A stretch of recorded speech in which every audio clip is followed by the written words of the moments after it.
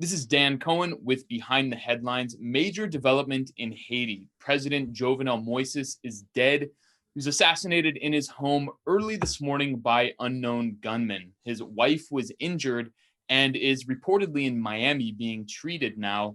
Moïses had overstayed his term as president and had become a de facto dictator, had no shortage of enemies in Haiti. So, to break down this shocking development, speaking with journalist Kim Ives, editor of the excellent newspaper Haiti Liberté. Welcome, Kim. Thank you, Dan. And in fact, I'm the editor of the English section of the excellent newspaper Haiti Liberté. Okay. Yep. Well, a little addendum.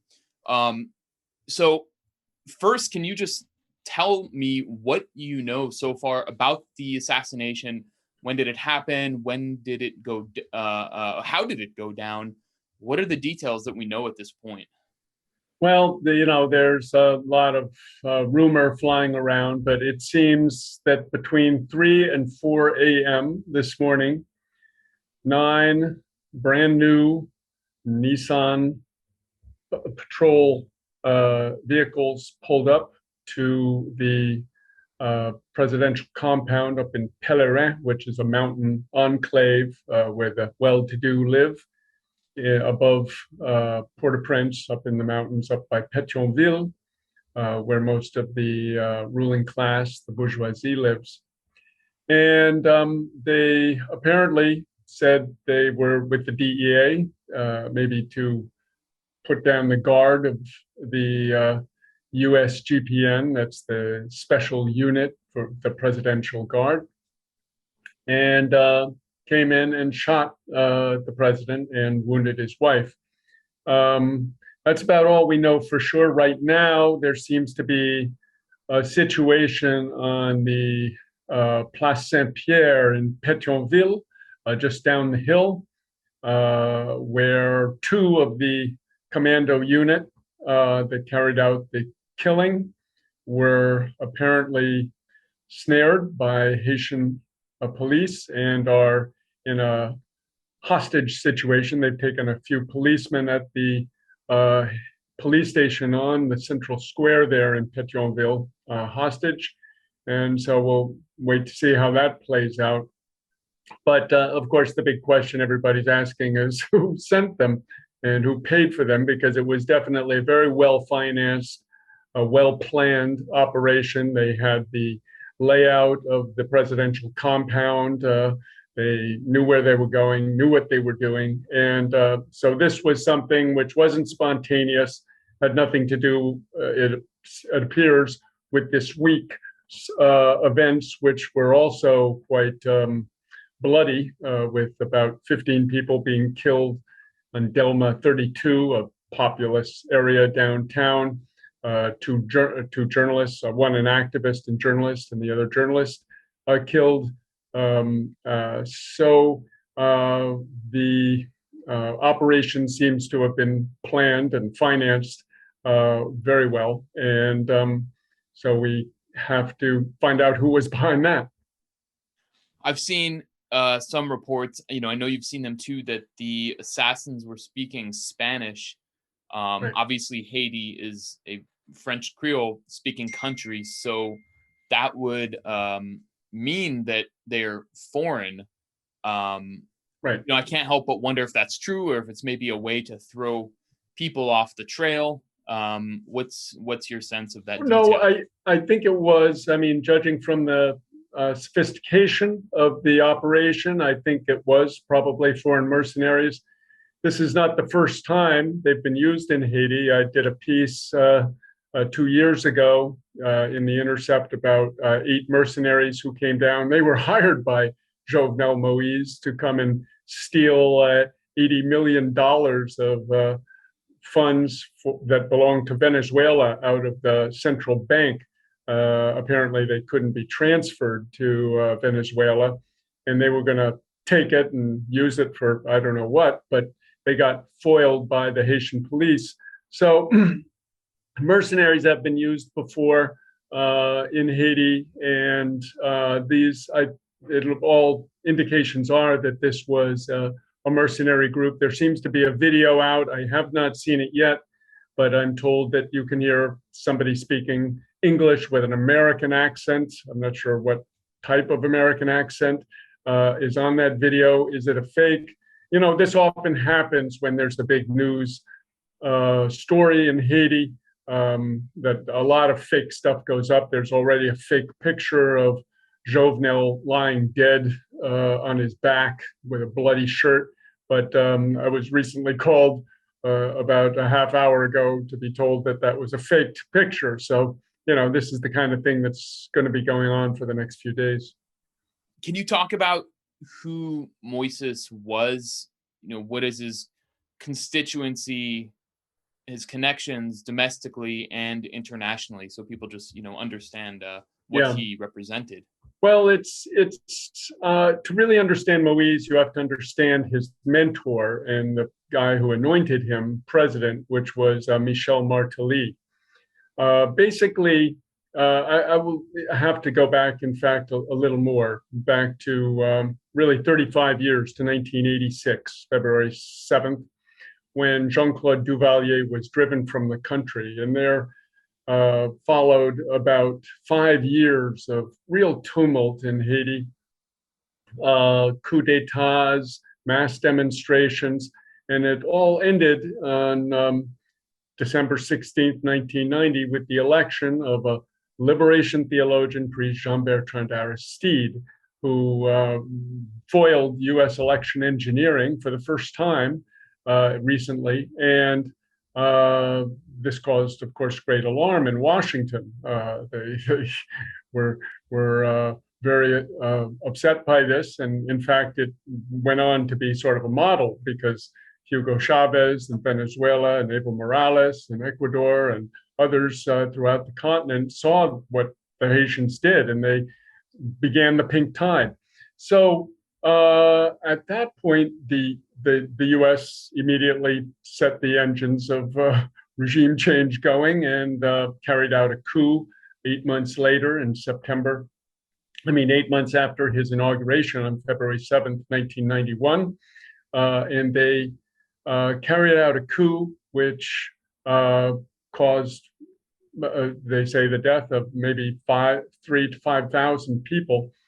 Lasted 3 years and ended with the U.S. occupation of Haiti. So that occupation lasted for really until about the year 2000. And at that point, Aristide came back into power and was ruling, but immediately was beset by the recently inaugurated government of George W. Bush, who also wanted him out. So they did a more long-term thing to make sure he wouldn't be restored the same way that he was in 1994, where he was brought back on the shoulders of 20,000 US troops. 2000 to 2004 was a typical low-intensity war. They sent mercenaries, not mercenaries, sort of a contra force working out of the Dominican Republic to attack Haitian police bases. There was diplomatic, there was the typical National Endowment for Democracy fronts that were set up, what was something they called the Group of 184, a thing called the Democratic Consultation. And they managed to carry out the coup on February 29th, 2004. Aristide was flown to Africa. He came back briefly and stayed in Jamaica for a while, but then he was flown back to South Africa, where he spent 7 years in exile, coming back in 2001. Now, that period from 1986 to 2011, when he came back, was a reign of, we could say, two Lavalas and I could say semi-Lavalas governments. Jean-Bertrand Aristide, a guy who they often called his twin, René Préval, then Jean-Bertrand Aristide and René Préval. So the U.S. was really fed up with this situation. They wanted them out, And so after 20 years of Lavalas and semi-Lavalas government, they said, it's time for a change. And that's when they brought in Michel Martelly. Now, Michel Martelly was a very vulgar, ribald compa musician who sang songs and pulled his pants down on stage and stuff like that. And so and often that happens, even here, name recognition sells. So he was elected, but what he represented was really what the old Duvalierist regime represented, which was a marriage of the two ruling groups in Haiti. Haiti has a bicameral, if you will, ruling class. On the one hand, you have the comprador bourgeoisie, the import-export bourgeoisie based in the cities. And then you have a big landowning class called the Grandons. But it's not as apparent as it is in many places in Latin America, where you have those big latifundia and haciendas, etc. It's small plots, small peasant plots. And a lot of the time, the Grandons are sort of invisible. They'll even live in the town. A lot of the peasants working their land are their kids, this kind of thing. So the Grandons and the bourgeoisie have battled for political power throughout Haiti's history. And their marriage really came with Jean-Claude Duvalier in 1980. And so Martelly was really a return to this. And it was essentially all the repression and corruption of the Grandons combined with the lackey approach of the bourgeoisie to US imperialism. So he was the worst of both worlds, we could say.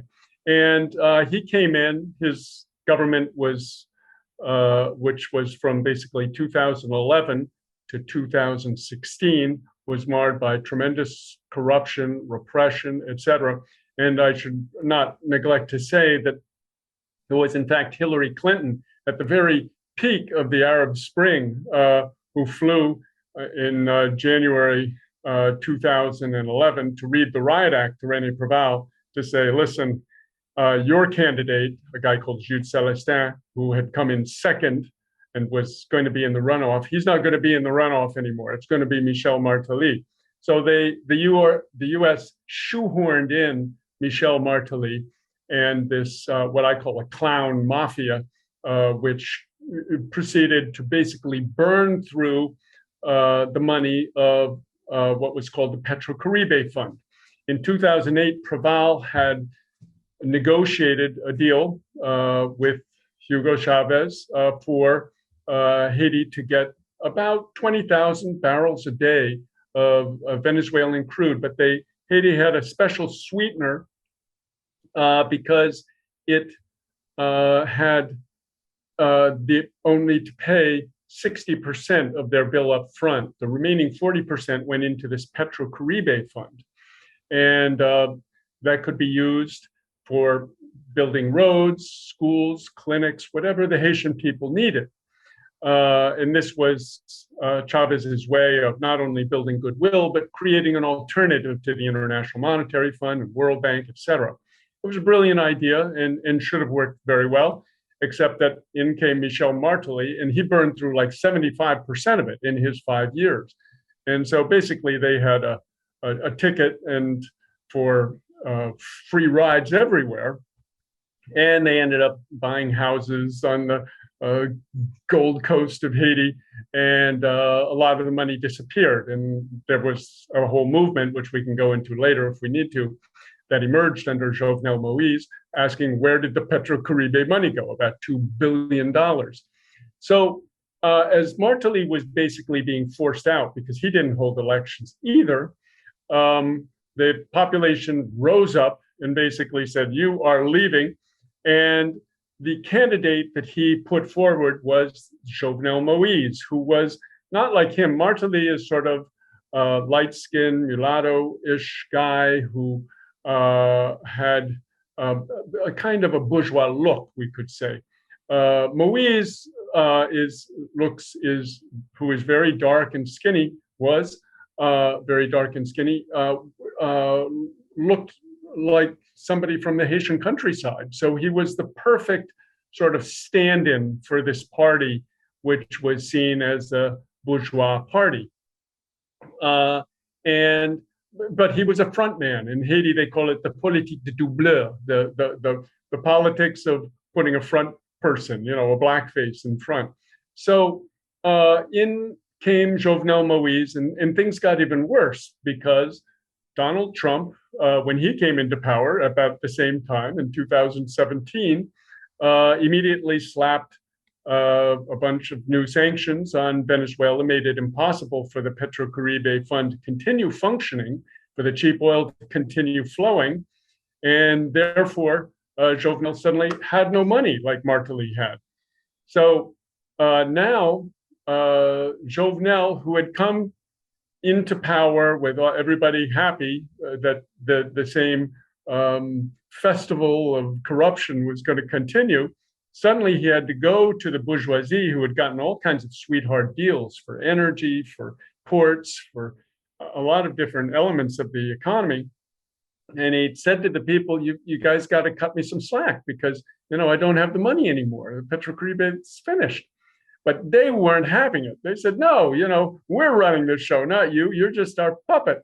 And sure enough, a war broke out. They started to fund a lot of the opposition and demonstrations and actions against Jovenel. Jovenel dug in and said, I'm not going anywhere. I got here and I'm staying here until 2022, even though the Constitution says very clearly the election was supposed to happen in 2016. If it happens in 2016, it's like you begin it on February 7th of that year. His election was in November, but it was supposed to start on February 7th. So theoretically, he should only really have served 4 years, even though the formal term is 5. But he said, I'm taking my 5, and the US backed him on that. So, but where Moïse really got his main support, I could say, in his final days, in his final years, was when he stuck a knife in the back of Venezuela. And that happened in 2019, and basically flipped. Haiti had been defending Venezuela in the OAS until then. And then in January 2019, Haiti went over to the US coalition working against Maduro and the Venezuelan revolution, and became the front man now for that effort. And that's when the support from the Trump administration just went into overdrive. Every week there was a new State Department official or the World Bank or this official, that official, showing support, giving him all kinds of praise and money, some of it under the table, we believe, but not enough really. So he was totally dependent on the US, and the US really liked the fact that they had this Haitian president in their pocket and able to use, especially Trump. Now, when Biden came in, unfortunately for Jovenel, they started, form means a little more for those people, even though in essence they were keeping the same thing. And they were saying, please, cool it. You have to do a few less decrees, because since January 2020, because no elections were held, the parliament expired, and Jovenel was ruling just by decree, and he was doing crazy decrees. For instance, in November of 2020, he passed a decree which said that he was creating the what was called the National Agency for Development for Intelligence, the ANI, ANI. And this was like a Gestapo, because these people could not only spy, the agents of the ANI could not only spy, but they could arrest you and they could even kill you. And on top of it, they couldn't be prosecuted. So, it was a total Gestapo unit, very much like the Tonton Macoutes that the Duvalier regime used to maintain its power. And the Biden administration and the Democrats, even though, like all liberals, they, want to keep the essence, but have the form be a little more fuzzy, put a velvet glove on the iron fist. So they started to make noises about, please don't be so authoritarian, don't do so many mean decrees. And as my sources in some of the higher up quarters of the security apparatus were saying, they were starting to think, well, maybe we really do need to do a transition and bring somebody from this bourgeois opposition in, because Jovenel might not be able to deliver us the principal window dressing we need, which is an election.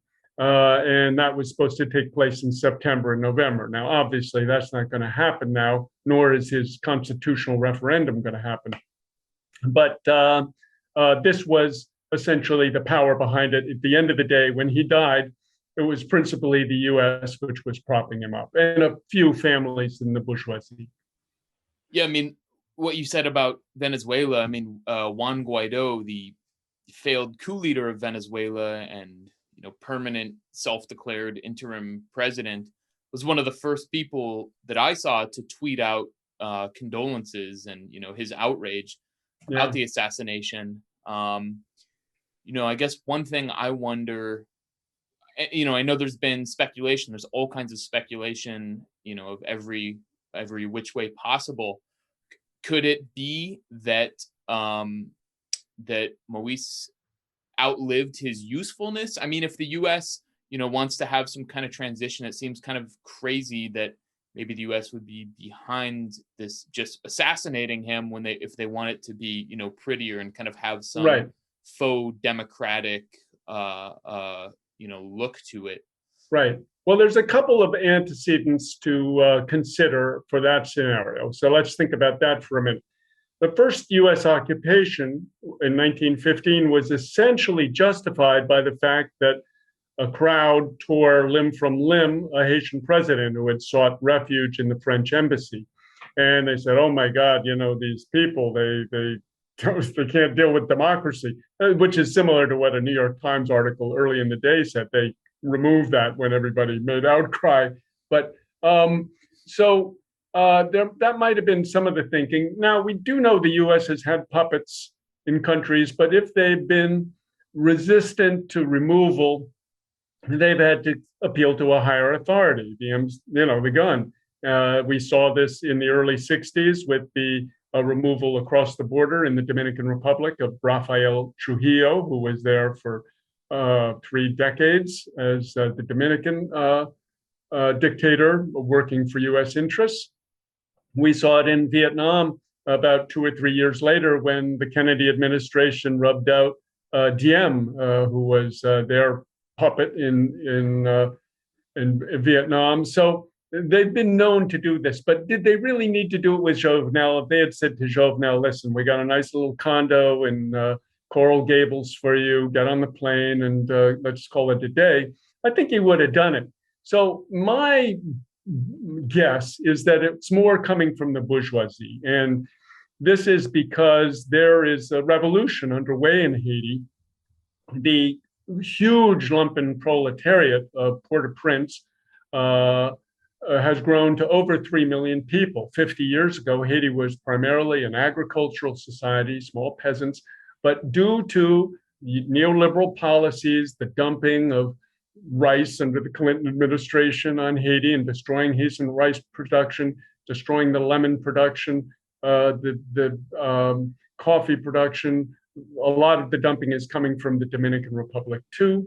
Essentially, Haitian agriculture is a shadow of its former self, and all those displaced peasants ended up in the cities, in these huge shanty towns, what they call bidonville, where people have no work, no services, and they're living day to day.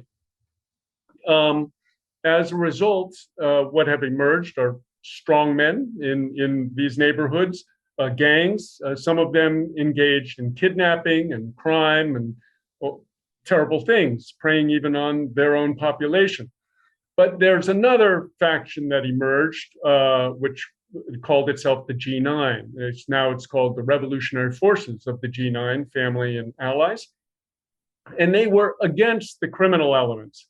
They were fighting the criminal elements, and in fact have now called for a revolution. And their leader, a guy called Jimmy Barbecue Cherizier, and we can talk more about him, has said, we're going to the banks. We're going to take the money that's ours there. We're going to go to the car dealerships to take our cars. We're going to go to your supermarkets and take our food.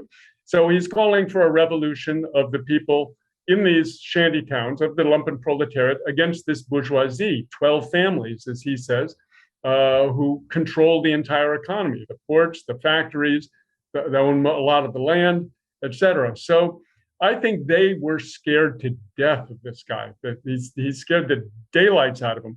Add to that fact, one of the principal opposition leaders, or I should say opposition bourgeois backers, is the guy Reginald Boulos, had an arrest warrant put out for him this week.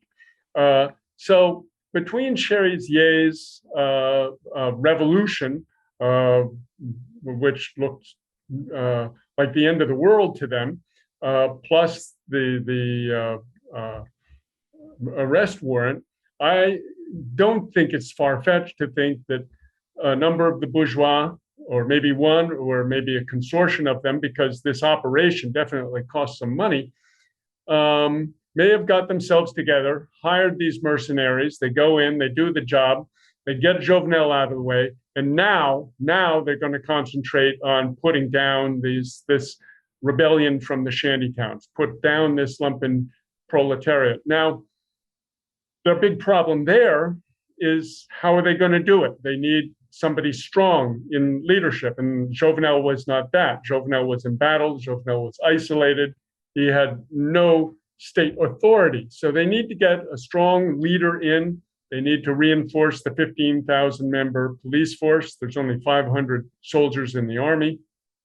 And so this is maybe plan A, but plan B may be a fourth foreign military occupation, where the U.S. comes in and say, oh, look, it's terrible. They killed the president. They couldn't do him. These Haitians, they don't know how to carry out democracy. We have to come in again. We hate to do it.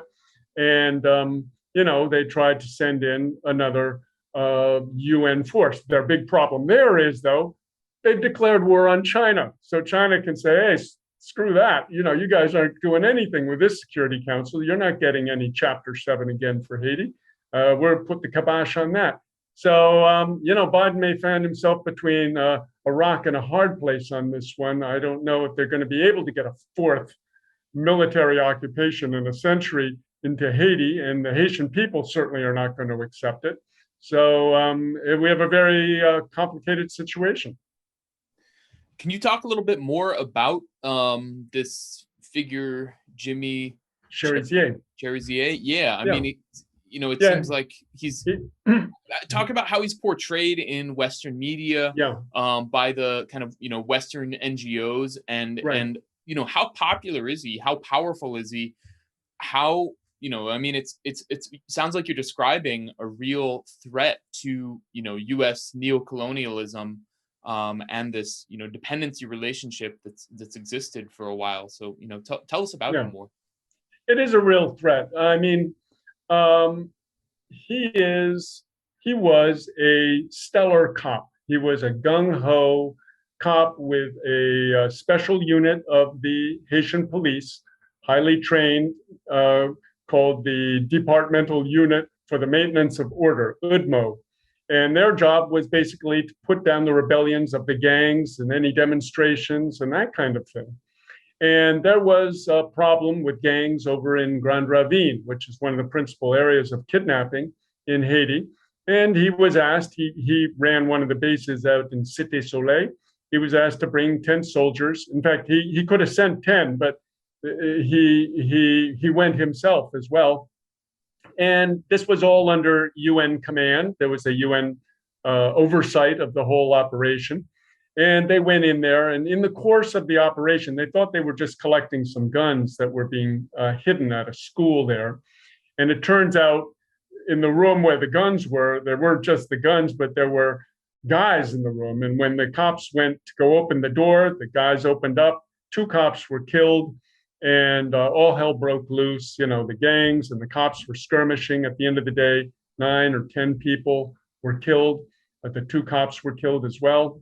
And in any case, the human rights groups immediately were all over it. Now, the human rights groups in Haiti, in particular, the main one, which is called the Haitian Network of Human Rights Defense, called RNDDH, headed by a guy called Pierre Espérance.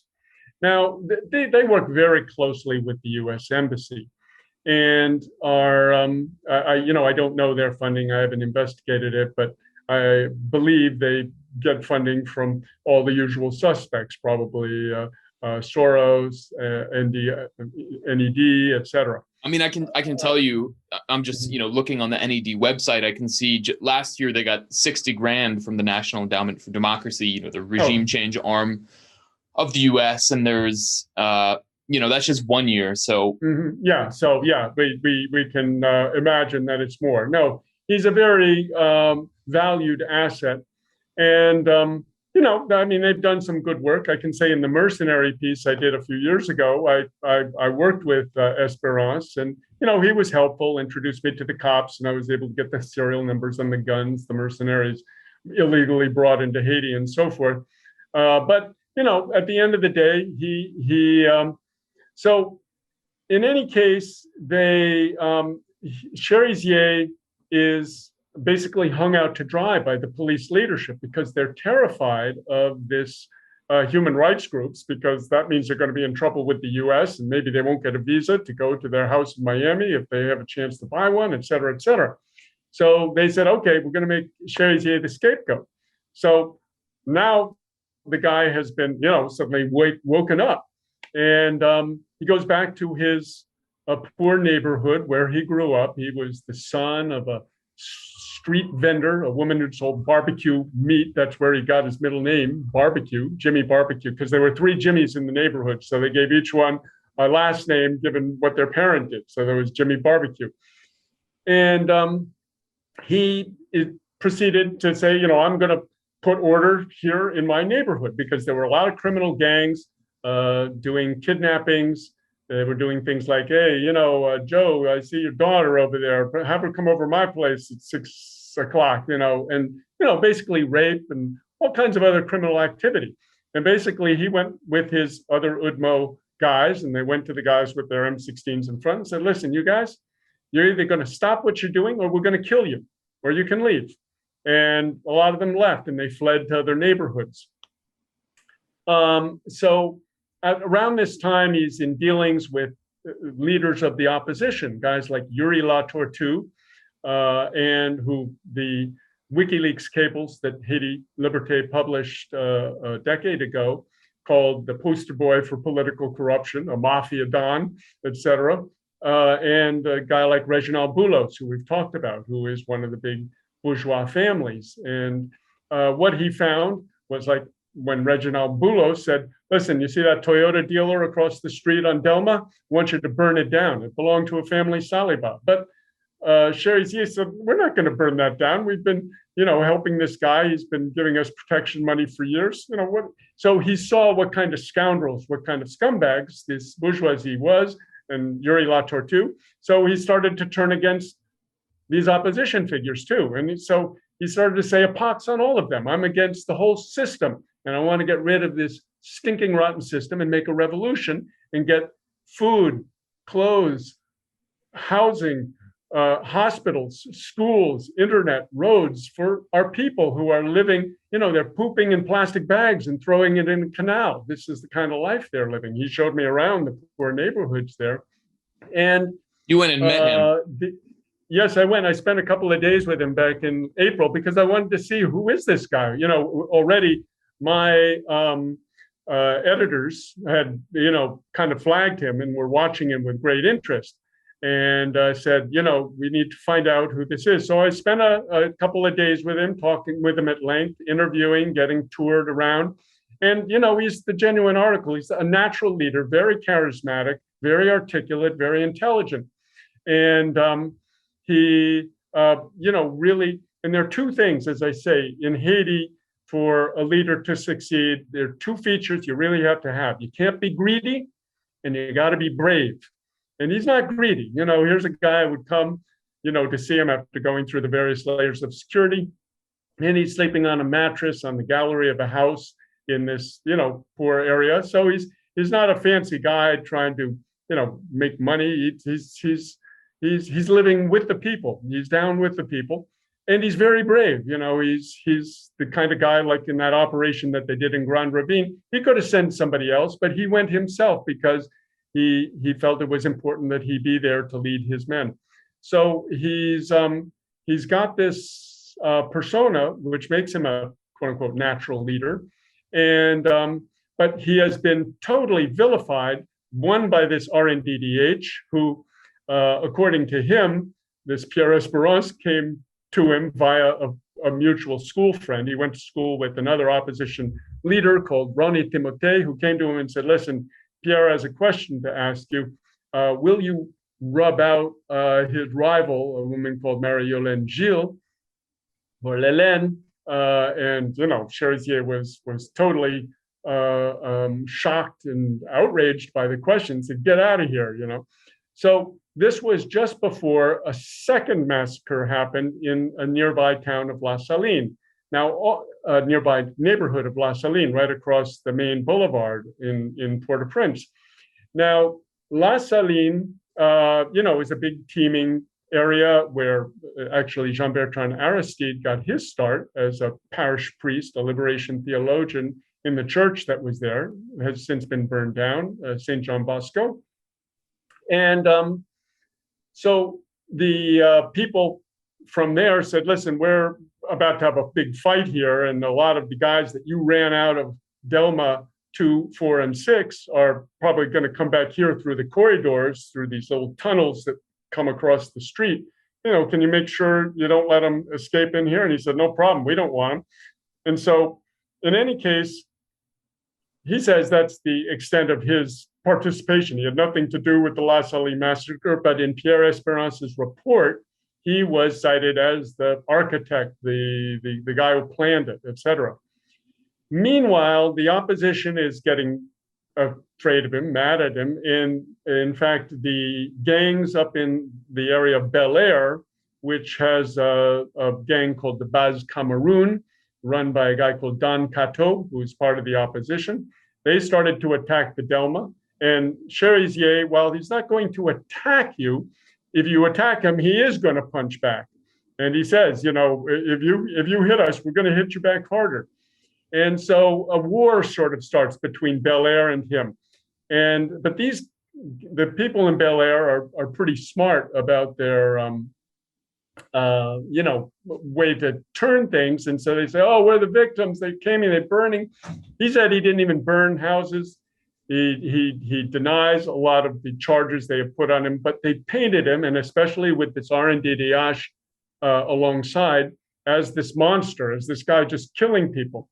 But this is totally in contradiction with his public statements on YouTube, et cetera, where he's appealing for peace. He's saying, listen, my brothers and sisters in the poor shanty towns, we can't be fighting each other with the guns that the bourgeoisie has given us. Let's make peace among ourselves, and we turn our guns on them because they're the ones that are keeping us in this situation. Basically, he was able, after this 2018 was really a watershed, to make a truce between the various groups, even the groups that weren't part of his alliance, which was called the G9. There were 2 or 3 areas, Grande Ravine, Village de Dieu, where they were doing a great number of kidnappings and really preying on the people.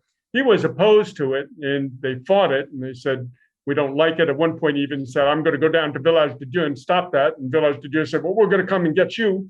And anyway, none of that happened. But long story short, there was a truce for a year until this June, until a month ago. The opposition got a bunch of money. My sources in the UN tell me, and gave it to the Tilapli the gang leader of Grand Ravine. And they attacked a G9 member, the neighborhood of Tibois.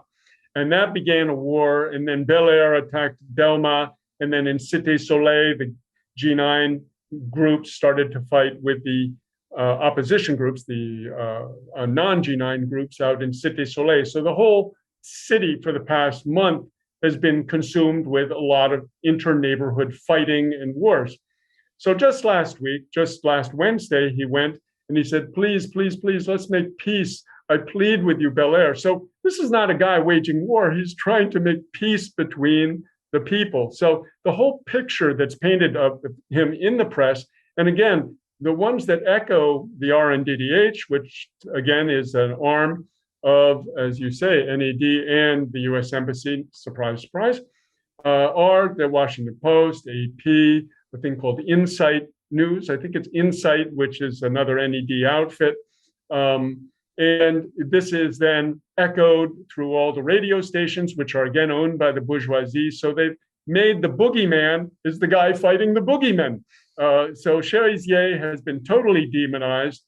People may have seen it today on Democracy Now! Even the so-called left or pseudo-left who become more royalist than the king are saying, oh my God, Haiti Liberté is supporting the monsters.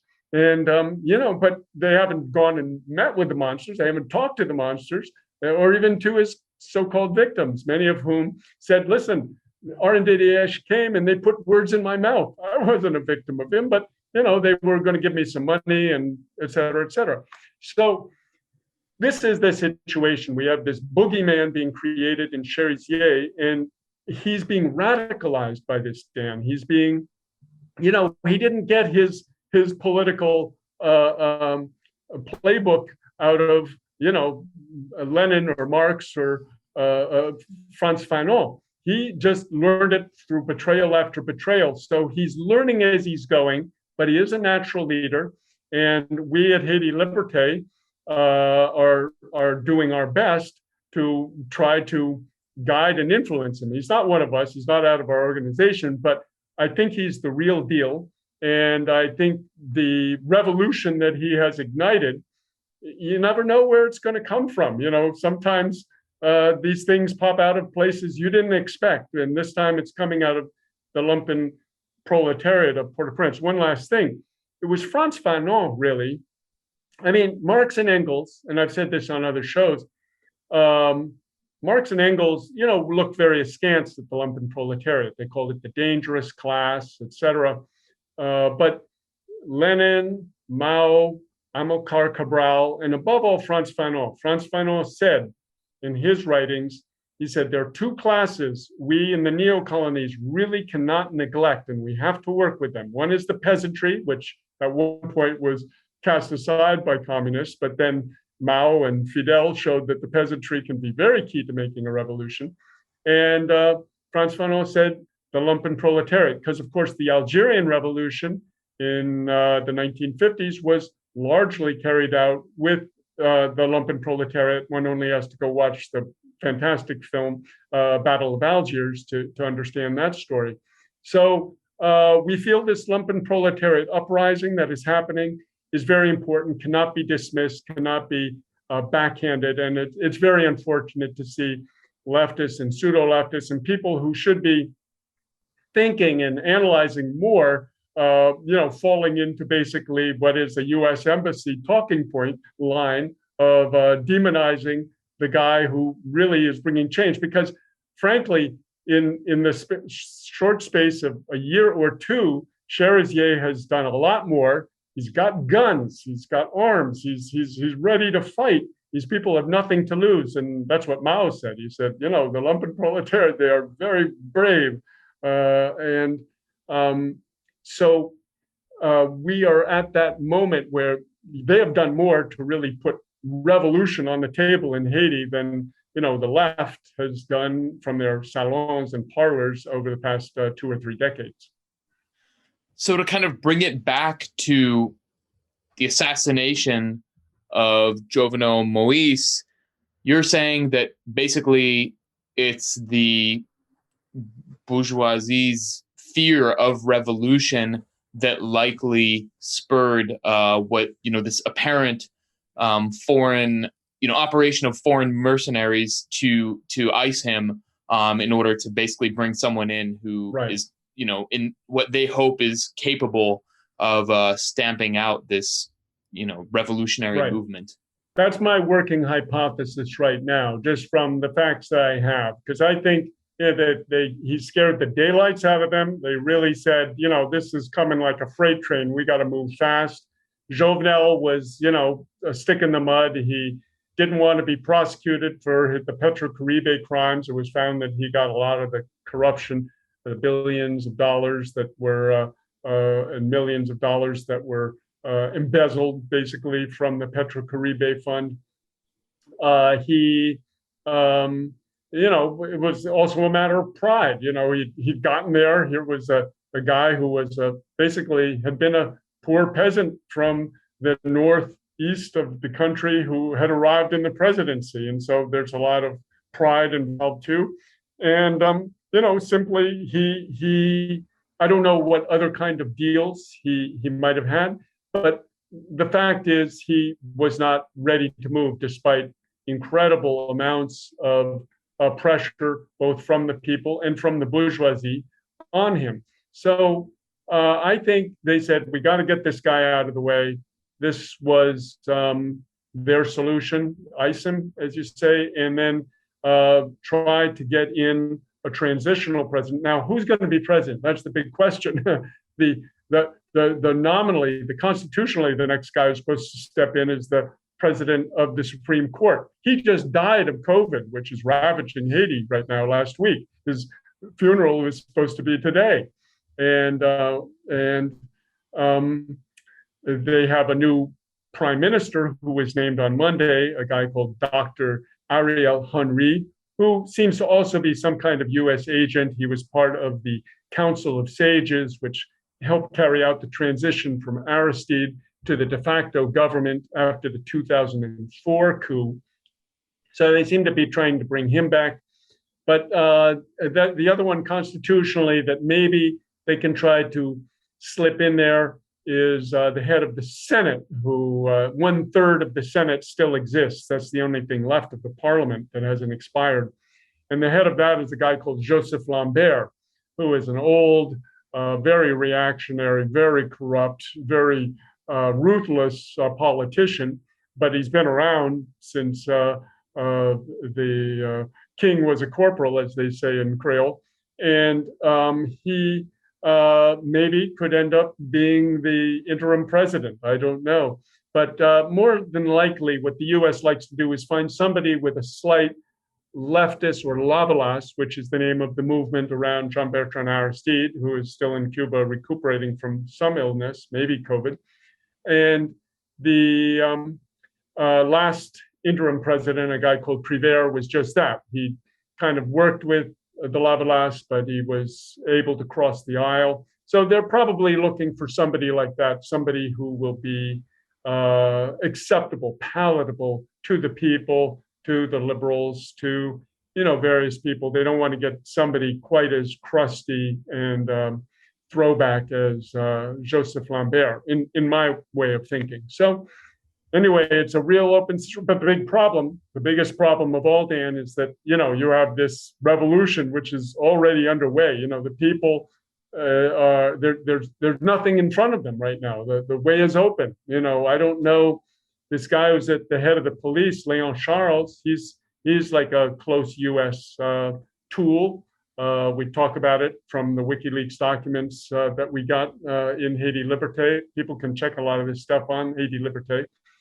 And, is he going to be able to hold the core of the state together, the armed force, which is this 15,000 police force? A lot of these guys in the police force are involved in the kidnapping, involved in the crime, or demoralized, outgunned many times by the gangs they're up against. So you have a very challenging situation for the state in Haiti. And again, this is another reason why they would love to be able to just bring in US troops and take the country over again. But, there's the China question. All right. I think we can leave it there. Kim Ives, English language editor of the fantastic newspaper Haiti Liberté, which everyone who's watching this and wants to kind of get a little more background information should check out. It's maybe probably the most important and one of the few, if only, resources in English to understand some of what's going on the ground in Haiti. So thank you very much for your time and expertise, Kim.